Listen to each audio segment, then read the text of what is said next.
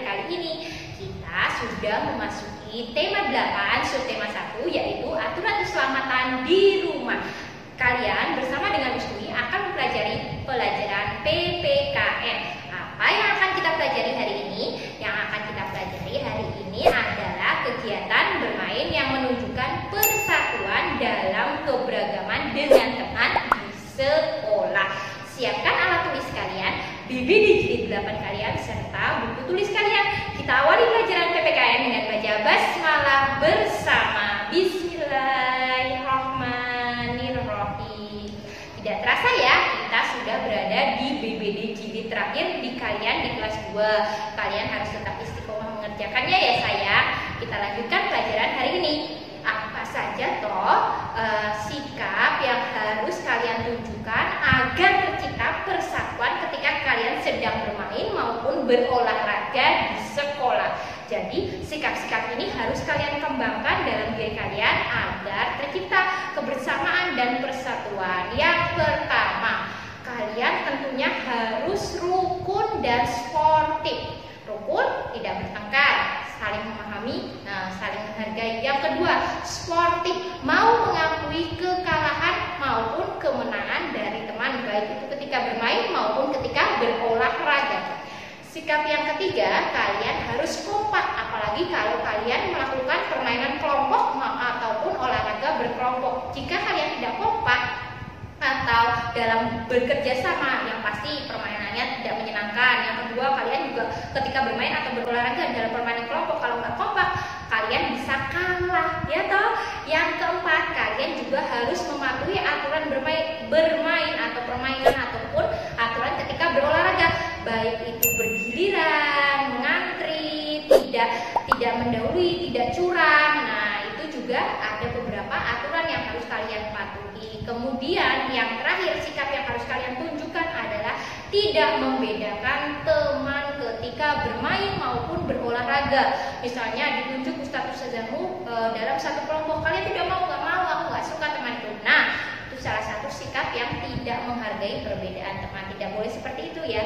Jadi diingat-ingat sikap yang kalian harus tunjukkan. Yang pertama, rukun, sportif, kompak, mematuhi aturan bermain, serta tidak membeda-bedakan teman. Kalau kelima sikap tersebut kalian tunjukkan ketika bermain maupun berolahraga, ustazah yakin permainan maupun olahraga yang kalian sedang lakukan akan berjalan lebih menyenangkan.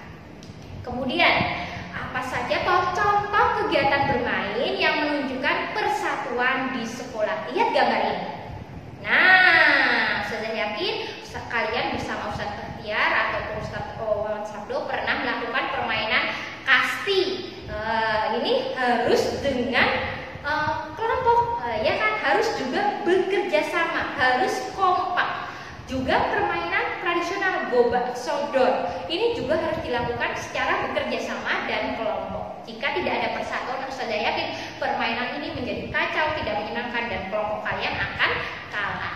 Kemudian contoh kegiatan bermain berikutnya yang menunjukkan persatuan. Nah, ular naga, kalau tidak kompak nanti tidak tercipta seperti kereta api yang berderet-deret, malah terpisah-pisah seperti ini. Harus kompak dan harus mau bersatu. Kemudian tarik tambang. Nah, kalian juga pernah kan mencoba tarik tambang ketika di sekolah dulu ya, di kelas 1. Kalau tidak sama-sama menarik ke arah yang sama, malah ada yang menarik ke arah depan, padahal harusnya menarik ke arah belakang. Yang terjadi kalian juga akan kalah. Kemudian lompat tali, ini juga membutuhkan persatuan. Bayangkan kalau temanku sudah mau melompat tapi yang kanan mau memutar, yang kiri diam saja, tidak kompak, ini juga tidak akan menjadi sebuah permainan yang menyenangkan. Itu beberapa contoh permainan dari banyak sekali contoh permainan yang membutuhkan persatuan. Ada masih banyak ya, ada bentengan dan lain-lain. Kemudian apalagi toh contoh kegiatan olahraga yang menunjukkan persatuan di sekolah. Tadi setelah berkegiatan bermain, ini adalah contoh kegiatan berolahraga yang menunjukkan persatuan, harus dengan kelompok, harus bersatu dalam kelompoknya. Contohnya yang pertama jelas kasti, selain permainan juga termasuk olahraga. Yang kedua, lari estafet atau bola estafet. Kalau lari estafet biasanya pakai gala kecil ya, saling menyambung. Misalnya satu putaran lapangan ada 3 orang. Nah, itu juga harus membutuhkan kerjasama. Bayangkan ketika seperti pada gambar Edo yang sedang memberi bola, tetapi Beni tidak menerimanya, tidak kompak, tidak bekerja sama, yang pasti mereka akan menjadi tim yang kalah. Berikutnya contoh olahraga yang membutuhkan sikap persatuan. Ada sepak bola. Sepak bola adalah permainan tim atau permainan kelompok. Tanpa tim yang kompak, tanpa mau bekerja sama, misalnya ada yang egois, tidak mau bekerja sama, cuek, wah tim itu akan kalah dan tidak permainannya juga tidak menyenangkan. Kemudian ada olahraga namanya kucing jongkok, ini nanti akan diajarkan oleh Ustadz Bahtiar. Berikutnya ada melempar dan menangkap bola. Ada yang melempar dan ada yang menangkap. Ini juga butuh kerjasama. Kalau cuma yang melempar, siapa yang menangkap? Kalau cuma menangkap, siapa yang melempar? Nah, itu membutuhkan kerjasama. Itu adalah contoh-contoh beberapa olahraga yang membutuhkan kerjasama. Selain contoh olahraga lainnya masih banyak ya sayang, saya hanya menyebutkan 5. Kemudian di sekolah selain bermain, selain berolahraga juga kalian berdoa. Berdoa merupakan salah satu perwujudan kalian dalam menjalankan ibadah selain melaksanakan sholat, ya kan? Kalau orang Islam sholat atau orang Nasrani pergi ke gereja, orang Hindu pergi ke pura. Nah, itu berdoa itu salah satu wujud kalian menjalankan ibadah. Kalian menjalankan ibadahnya sholat wajib 5 waktu. Siapa yang di rumah sholat wajib 5 waktu? Wah, ngacung semua, pintar, hebat. Ketika teman kita sedang berdoa, seperti ya Siti beragama Islam, kemudian ada Beni yang pergi ke gereja, kalian harus menghormati, tidak memaksakan, ayo ikut ke masjid aja bareng aku, gak usah ke gereja. Tidak boleh seperti itu. Kalian harus saling menghormati, tidak memaksakan agama masing-masing, ya kan?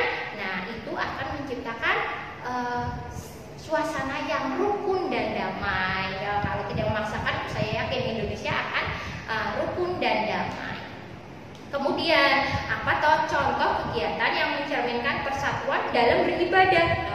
Contoh-contoh kegiatannya, contohnya yang pertama, kalian bisa melaksanakan sholat berjamaah di sekolah. Kalian sholat berjamaah dengan teman-teman, ya kan? Ketika sholat zuhur di rumah, kalian melakukan sholat berjamaah dengan keluarga. Yang kedua, kalian menghormati teman yang sedang menjalankan ibadah. Pembelajaran PPKN sering sekali Ustazah ulang-ulang. Misalnya ada temanmu yang sedang berkunjung dan bermain, tetapi temanmu mendengar suara azan dan temanmu muslim, nah temanmu izin. Nah, itu sebagai teman yang baik, kamu harus mengizinkan temanmu untuk pulang menjalankan ibadahnya. Yang ketiga,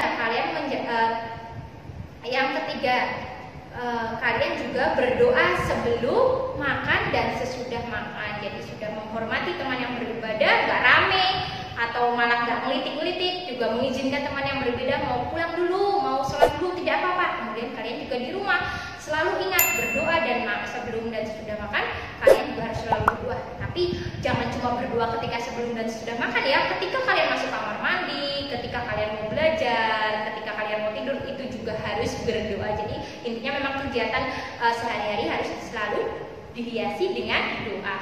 Berikutnya, contohnya lagi umat muslim yang mengamankan gereja ketika perayaan Natal. Nah, biasanya umat Kristen kan ada yang merayakan Natal pada tanggal 25. Nah, umat muslim itu sebagai bentuk menghargai, menghormati toleransi kita, ada di beberapa daerah yang menjaga gereja itu malah orang Islam, tidak ikut beribadah ya, hanya ikut menjaga, mengamankan.